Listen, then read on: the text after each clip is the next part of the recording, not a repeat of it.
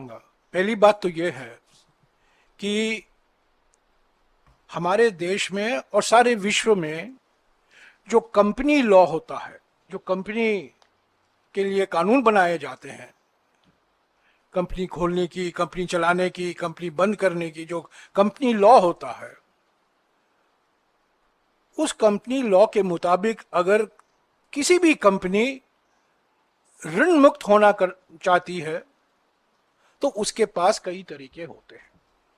और एक तरीका है एक नया कंपनी बनाओ और जो ऋण आपके पास है उसको ट्रांसफर करो।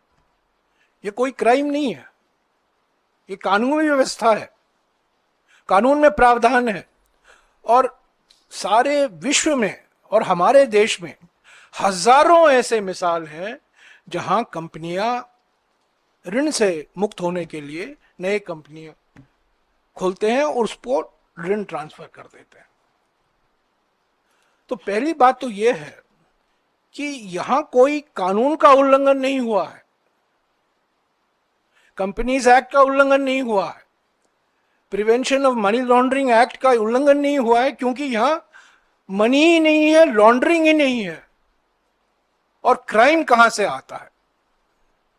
क्राइम यही है कि दो व्यक्ति जिनकी मानसिकता आपराधिक मानसिकता है, वो इस फेक नैरेटिव चला रहे हैं, क्योंकि मेक इन इंडिया तो विफल हो गई है, पर वो मानते हैं कि फेक इन इंडिया चलाओ।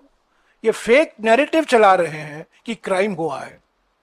अगर क्राइम हुआ है तो उन दो सूत्रधारों से हुआ है जिन्होंने इस कानून का दुरुपयोग किया है और ये गलत प्रचार कर रहे हैं कि क्राइम हुआ है, मनी ट्रांजैक्शन हुआ है, लॉन्ड्रिंग हुआ है।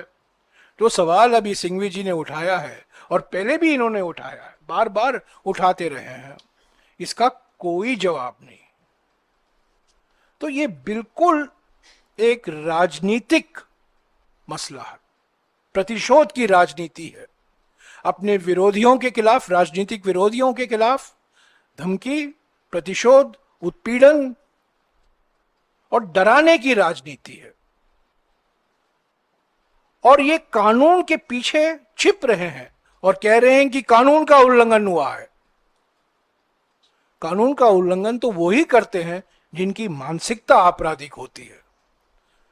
तो ये राजनीतिक मुद्दा है।